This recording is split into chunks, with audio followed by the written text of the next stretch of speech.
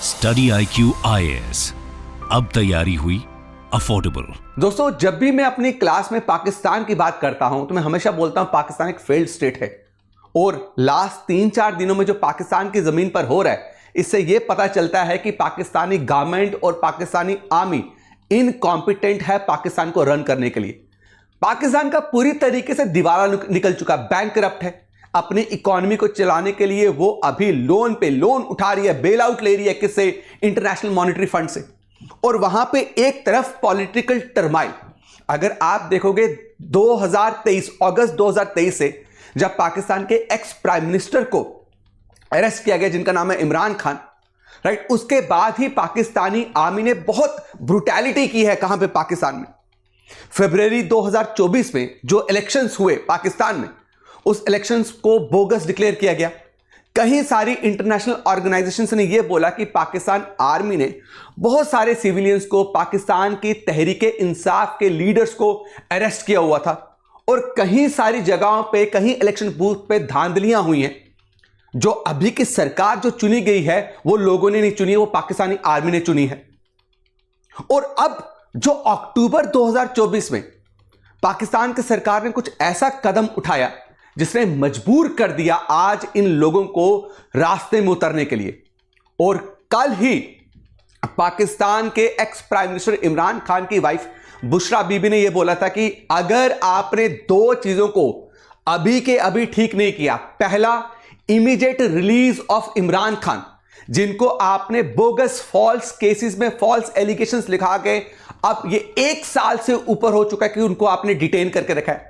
That is totally bogus. उनके ऊपर इल्जाम लगाए गए हैं कि उन्होंने ब्राइबरी, उन्होंने रिश्वत ली। उनके ऊपर इल्जाम के लगाए कि उन्होंने सीक्रेट जो है, आपके इंफॉर्मेशन जो है वो रिलीज किए। उनके ऊपर यह भी इल्जाम है कि उन्होंने जो शादी करी बुशरा बीबी के साथ वो इलीगल था। और ऐसे ही कई सारे केसेस में उनको फंसा के क्या रखा हुआ है? जेल में रखा हुआ। और अब अक्टूबर 2024 में क्या ऐसा हुआ कि भाई अब जो तहरीके इंसाफ और पाकिस्तान के लोग जो हैं, हर हालत में इमरान खान के रिलीज को चाहते कि इमीडिएटली रिलीज किया जाए। और साथ में एक जो अमेंडमेंट हुई है, एक जो कॉन्स्टिट्यूशन में बदलाव लाया है पाकिस्तान के, उसको बोलते हैं 26 कॉन्स्टिट्यूशनल अमेंडमेंट एक्ट। ये ऐसा क्या बदलाव है जिसकी वजह से पाकिस्तान की तहरीके इंसाफ पॉलिटिकल पार्टी ये बोल रही है कि कॉन्स्टिट्यूशन का इन्होंने सर ही काट दिया।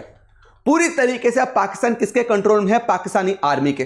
तो आज इस वीडियो में हम जानेंगे कि आखिरकार 26 कॉन्स्टिट्यूशनल अमेंडमेंट एक्ट है क्या है, जो अक्टूबर 2024 में पाकिस्तान की पार्लियामेंट में इंट्रोड्यूस किया गया और यूनानिमसली इसको पास भी कर दिया गया। साथ में क्या कारण है कि अगर आप ये भी चीज देखोगे कि यूएसए बहुत बड़े लेवल पे सपोर्ट कर रहा है।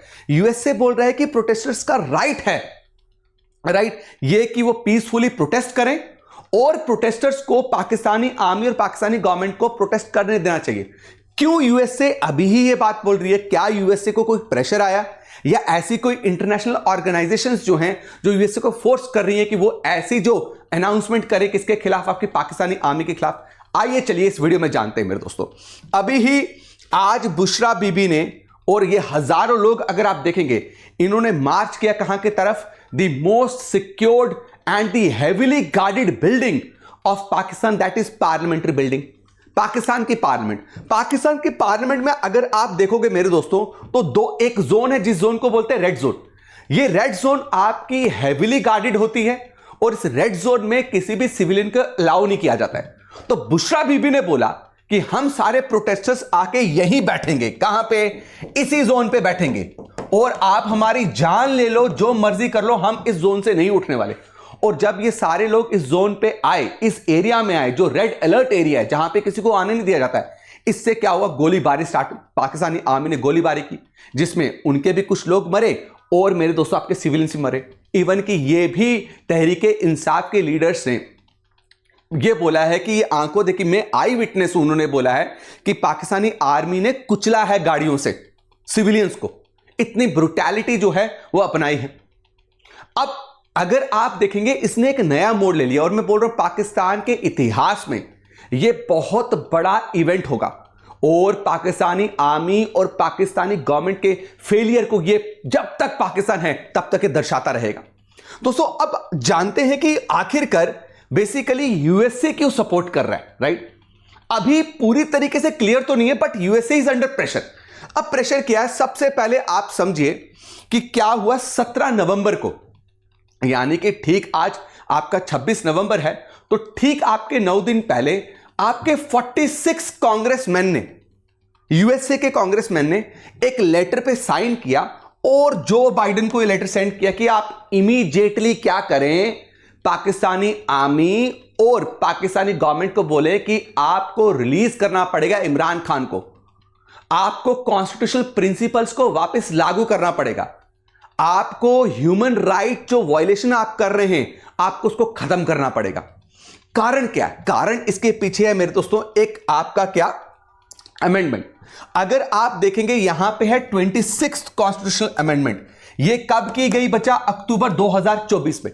ये 26th कॉन्स्टिट्यूशनल अमेंडमेंट ऐसा है जिसकी वजह से सारा पाकिस्तान बोल रहा है कि संविधान की, कॉन्स्टिट्यूशन की धज्जियां उड़ा दी हैं और ये पावर पूरी तरीके से कंसंट्रेटेड हो गई है किसके पास? पाकिस्तानी आर्मी के पास। अब इनडायरेक्टली पाकिस्तानी आर्मी जो अभी तक कर रही आ रही है, लेकिन अब उसको इतना पावरफुल बना दिया गया है कि कोई भी लीडर जो है वो अब फन भी नहीं मार सकता। अब क्या है मेरे दोस्तों, सुनिएगा ध्यान से।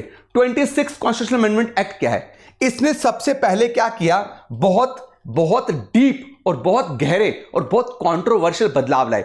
चीफ जस्टिस की अपॉइंटमेंट। पहले चीफ जस्टिस जो है आपका कैसे चुना जाता था? जो सीनियर मोस्ट जज होगा, राइट? अगर बाई चांस मैं चीफ जस्टिस हूं किसका? पाकिस्तान का। अगर मैं रिटायर होता हूं तो मेरे बाद जो सीनियर मोस्ट है ना वो ऑटोमेटिकली क्या बन जाएगा? चीफ जस्टिस बन जाएगा पाकिस्तान का। लेकिन अब इस बदलाव, इस अमेंडमेंट से क्या हुआ है, इस नए कानून से क्या हुआ है कि अब स्पेशल पार्लियामेंट्री कमेटी बनेगी। अब ये स्पेशल पार्लियामेंट्री कमेटी जो है वो नॉमिनेट करेगी कि भैया आपका चीफ जस्टिस कौन बनेगा। वो 3 जजेस को नॉमिनेट करेगी कि इन 3 जजेस में से किसी को क्या करो, आप चीफ जस्टिस बनाओ। अब इसका मतलब क्या है कि जुडिशरी इंडिपेंडेंट नहीं रह रही है। Judiciary is not independent. और जुडिशरी अगर आपकी इंडिपेंडेंट नहीं है, अगर आप हमारे कॉन्स्टिट्यूशन को देखोगे, भारतीय संविधान को देखोगे, तो जुडिशरी का सबसे मेन कैरेक्टरिस्टिक ही क्या है, मेन फीचर क्या है कि judiciary is independent. Executive and legislative, they are not at all involved in the appointment of what? Your judges of Supreme Court and High Court and Chief Justice of India. But now here directly government, parliament यानी legislation will involve, executive will involve, they will decide कि कौन chief justice बनेगा। और इन्होंने साथ में यह भी बोला जो फेडरल कोर्ट जो होगा, फेडरल कॉन्स्टिट्यूशन कोर्ट, उसका जो अब हेडक्वार्टर जो है वो परमानेंट सीट का रहने वाली है इस्लामाबाद में।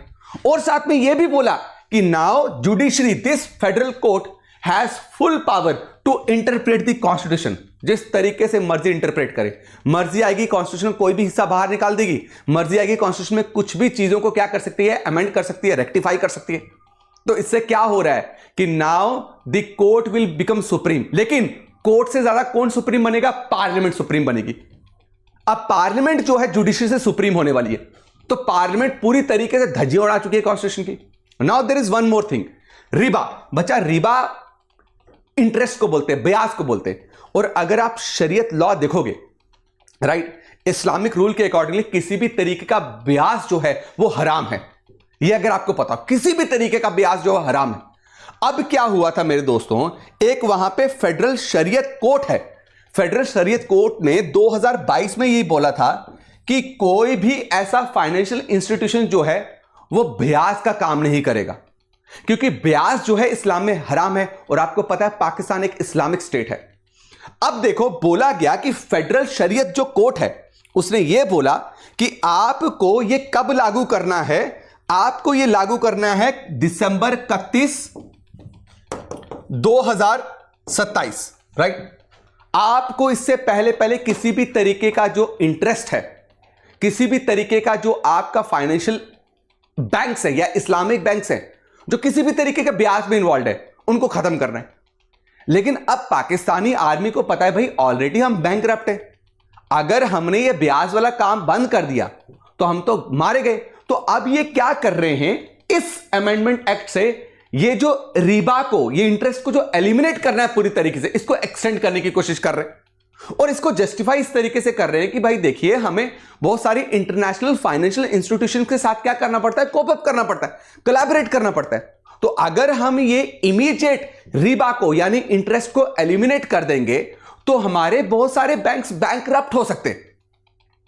लेकिन इसमें सीधा सीधा पाकिस्तानी आर्मी अपने प्रॉफिट का सोच रही है। अब देखो, जब यह बदलाव हुए तो कॉन्स्टिट्यूशन पूरी तरीके से क्या हो गया मेरे दोस्तों, धज्जियां उड़ गई। अब इमरान खान की जान को तो और ज्यादा खतरा हो गया कि कोर्ट अब जब पार्लियामेंट रन करेगी तो पार्लियामेंट कोई भी एलिगेशन निकाल के कल को उसको फांसी की सजा भी दे सकती है ना। तो इसीलिए अब क्या किया, ट्वीट आया जिसमें यह लिखा गया कि यह फाइनल कॉल है। मैं सब लोगों को बोलता हूं कि अब यह टाइम है क्या करने का, उमड़ने का।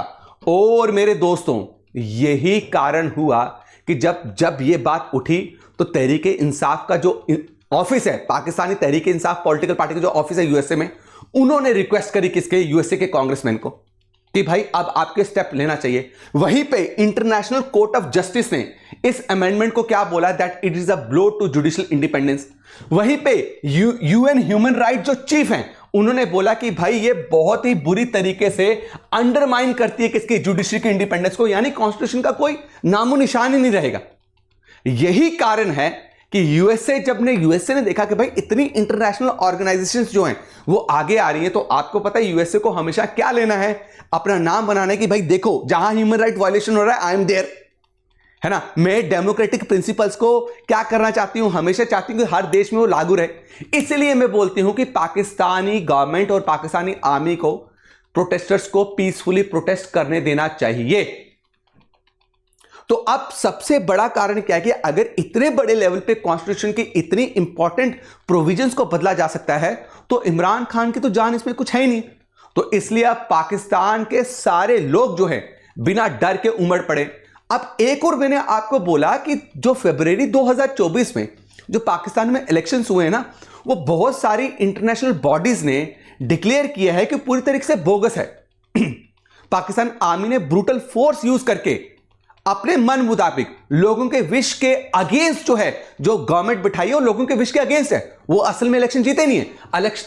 असल में अगर इलेक्शन कोई जीतता तो वो कौन जीता, पाकिस्तान की तहरीक इंसाफ, बट उसको इलेक्शन लड़ने दिया। बहुत सारे पॉलिटिकल लीडर को अरेस्ट करके अंदर रहा और बड़ी सारी जगह में लोगों के साथ मारपीट भी की। यह हाल है पाकिस्तान का। This is what Pakistan is. और मैं तो बोल रहा हूं इसको सीड कर देना चाहिए। आ जाए भाई, इंडिया के साथ आ जाए, थोड़ा तो भला होगा। कुछ तो कॉन्स्टिट्यूशनल वैल्यूज जो हैं, प्रिंसिपल्स जो हैं, आप फिर फॉलो कर पाएंगे। अभी आप रिसेंटली देखेंगे तो आपके पाकिस्तान के चीफ आर्मी है ना, chief of army staff, right, उनका टेन्योर भी बढ़ा दिया गया है। उनका टेन्योर बढ़ाना मतलब क्या है कि पाकिस्तानी आर्मी को और एम्पावर करना। तो ये किसी तरीके से डेमोक्रेटिक वैल्यूज को कभी भी इंप्लीमेंट होने ही नहीं देंगे पाकिस्तान में। मैं उम्मीद करता हूं कि आपको ये वीडियो समझ आई। आने वाले टाइम पे जो भी और अपडेट होंगे रिगार्डिंग इट हम जरूर डिस्कस करेंगे। अब मेरे दोस्तों, जैसे कि मैं बड़ी बार डिस्कस कर चुका हूं, success in prelims course, a very precise, concise और आपका अकॉर्डिंग टू एग्जाम जो है इसको डिजाइन किया गया है, जिसमें आपको प्रीलिम्स के रिलेटेड जो है हम यही कोशिश रहेगी कि आपका प्रीलिम्स इसमें क्लियर हो।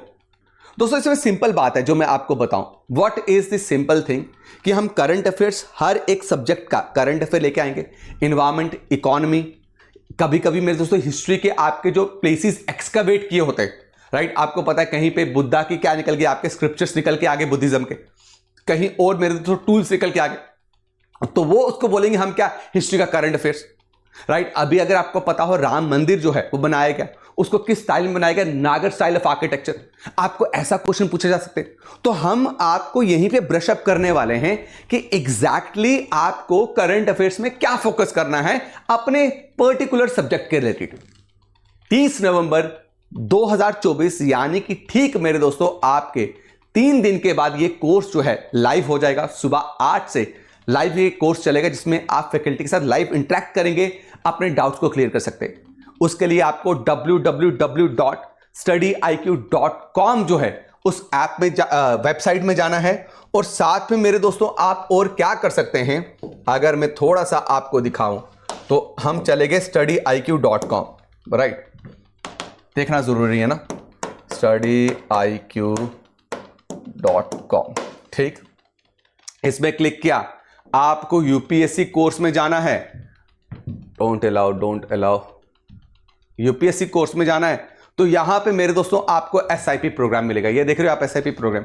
बस इस एसआईपी प्रोग्राम में एनरोल करने के लिए जैसे आप बाय नाउ करोगे, राइट, बाय नाउ में आपको अपना नंबर डालना है, उसके बाद वहां पे कूपन कोड्स आएंगे। उस कूपन कोड में सिंपली आपको क्या करना है, RDX मेरे कोड को यूज करना है और मैक्सिमम डिस्काउंट जो है अवेल करना है। आपको मैं भी इस कोर्स में मिलूंगा पढ़ाते हुए। जल्दी इस कोर्स को ज्वाइन करिए, अ वेरी अफोर्डेबल कोर्स, ठीक है, जो आपको मिनिमम प्राइस में मैक्सिमम यूटिलिटी आपको देने वाला है। तो थैंक यू सो मच। मैं उम्मीद करता हूं कि आपको वीडियो बहुत पसंद आई है। आप अपना ख्याल रखें, मिलता हूं नेक्स्ट वीडियो में जल्दी आपके साथ। कमेंट कीजिएगा, शेयर कीजिएगा, लाइक कीजिएगा। जय हिंद, जय भारत। स्टडी IQ IAS, अब तैयारी हुई अफोर्डेबल।